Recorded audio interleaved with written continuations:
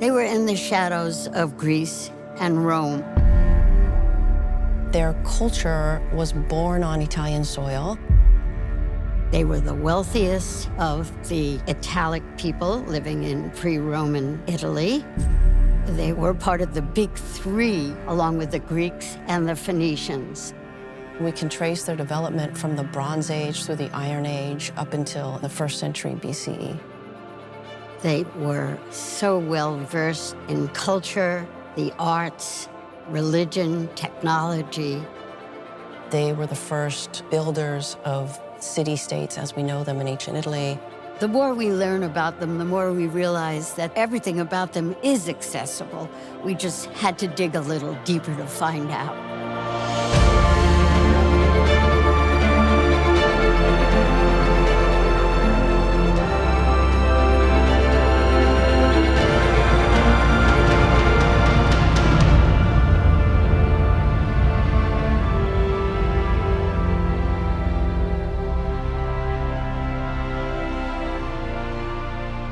There is a lot of conversation about the mysterious Etruscans. That's a trope. They're not mysterious, they're fascinating, and we know a lot about them. By the 8th and the 7th and the 6th centuries BC, the Etruscans were in their prime. They were the very first great road builders of ancient Italy. They were also amazing engineers and had extensive underground drainage systems. Case in point, the area that we call today the Roman Forum was essentially drained by the Etruscans. A city like ancient Caire in southern Etruria could have, in its height, had about 50,000 people. They really dominated Mediterranean trade, trading with the Phoenicians, the Greeks, Egypt, the Eastern Mediterranean, and as far north as the Black Sea. They had different independent city-states, and yet they shared a common culture, a common language, and a common religion. The Etruscans were incredibly religious. Their cemeteries were just as busy as their cities for the living. Etruscan city-states ideally could see the necropolis, the city of the dead, the cemetery, from the acropolis, from the city of the living. The tomb in and of itself is essentially a liminal space, that it's not necessarily part of the living world, it's not yet entirely in the underworld, it's a liminal space. Life continues in the next world. They just wanted death to be a transitory period. You have life, you have death, and then you have afterlife. The best of all possible worlds was what they wanted. The earliest tombs by the wealthiest Etruscans were these large round tumuli, and they are grandiose and magnificent. A family would spend the money to build a huge tumulus that would then offer multiple tombs for generations to come. The Tomb of the Hunting and Fishing at Tarquinia is a really amazing 6th century BCE Etruscan tomb that celebrates essentially landscape painting.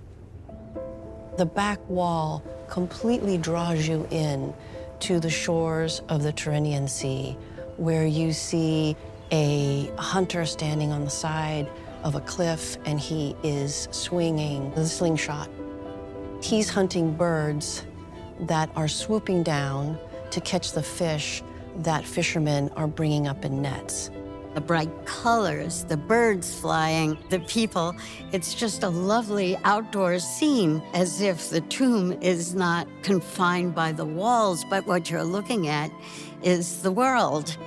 What we see and how they express themselves in their art is that joie de vivre, that sort of zest for life that we see in their banquet scenes. And the banquet was a quintessential expression of Etruscan culture. It pictures a really wonderful place to go, and that life is, in essence, worth celebrating.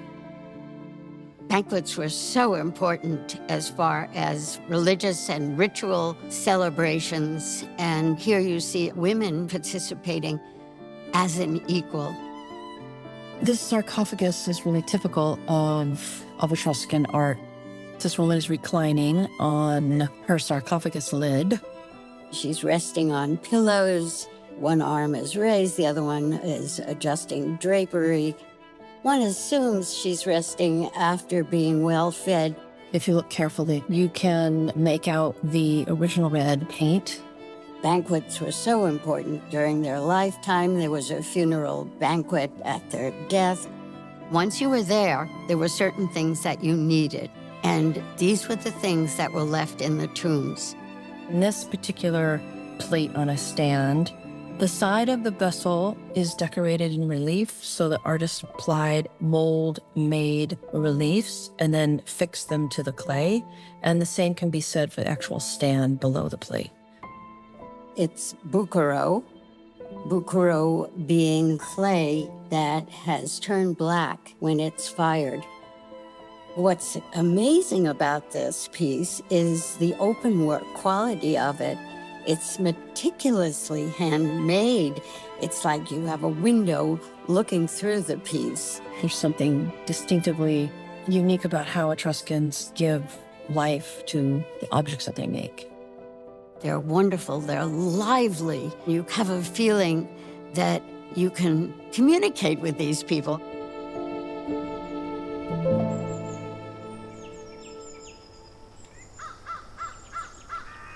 Common things that people always associate with the Romans, which are essentially Etruscan, would be Roman numerals, which were actually handed to the Romans by the Etruscans because it was first an Etruscan numbering system. Rome itself, before it was a Roman city, it was an Etruscan city. The arch actually started with the Etruscans. The Cloaca Maxima in Rome, which is the big sewer system, that's all technology thanks to the Etruscans. To say that it happened all at one time would not be right. The Etruscans didn't disappear. They were one by one taken over by Rome on its sort of manifest destiny quest. The Etruscans were not a unified nation, and so they didn't have a unified militia that collected together to come down and defend themselves. It was left up to these independent city-states. It took, a couple of centuries, but city-state by city-state, all of the Etruscans became Roman citizens. The history writes winners in the sense that Latin and Greek survived and Etruscan didn't. The Etruscans were taken over by the Romans. They weren't interested necessarily in saving their literature, and so you can imagine how much is lost from cultural heritage when your language is gone. One of the most exciting things in the exhibition is the Liber Linteus. That means the linen book. It was found in Alexandria in Egypt, where the linen book was ripped into strips and then was used to wrap an Egyptian mummy. You can look at it, you could recognize some of the letters. It's from the Greek alphabet, which was originally from the Phoenicians to the Greeks to the Etruscans, and then the Etruscans to the Romans, and the Romans to us.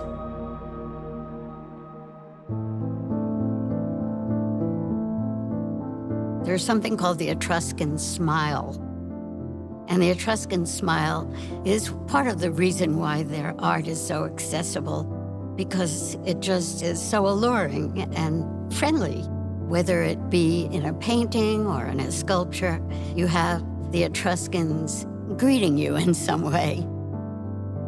For many years, I've wanted to organize an exhibition about the ancient Etruscans because I felt that they were marginalized. I felt that they were overlooked.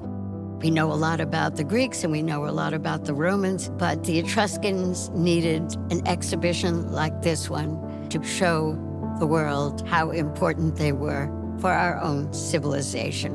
The Etruscans passed down their skill set in art, in religion, in engineering, in architecture. Rome really stood on the shoulders of the Etruscans. The more we learn about the ancient Etruscans and their cultures, the more we realize that we are still living with many of their innovations. We can say we appreciate them because it is so much like who we are. You know, it's communicating with us on a certain level.